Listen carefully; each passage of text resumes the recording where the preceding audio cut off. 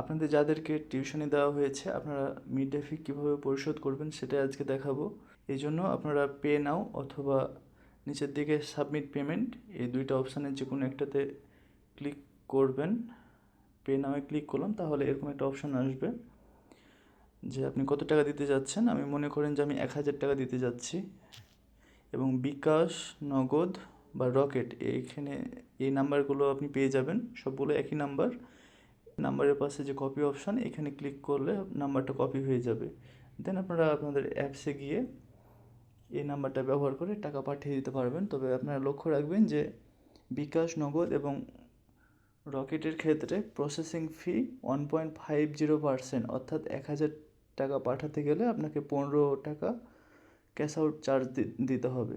কিন্তু আপনারা যদি ডাচ বাংলা ব্যাংক অথবা ব্র্যাক ব্যাংকের মাধ্যমে টাকা পাঠান সেক্ষেত্রে কোনো প্রসেসিং ফি দিতে হবে না, অর্থাৎ আপনার মিড ডে ফি যদি 1000 টাকা হয় তাহলে 1000 টাকা পাঠালেই হবে।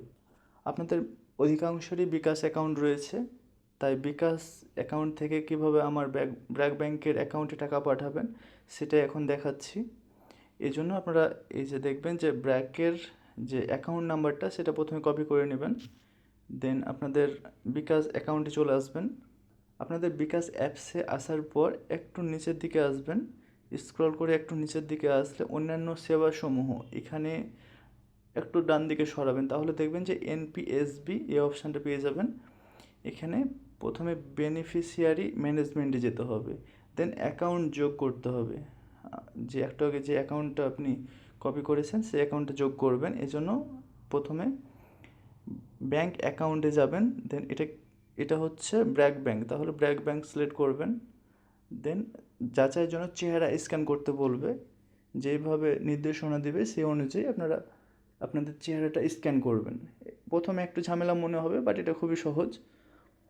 চেহারা স্ক্যান করা হয়ে গেলে আপনাদের যে অ্যাকাউন্টটা যোগ করেছেন সেটা চলে আসবে, এখানে ব্র্যাক ব্যাংকের অ্যাকাউন্টে চলে আসবে।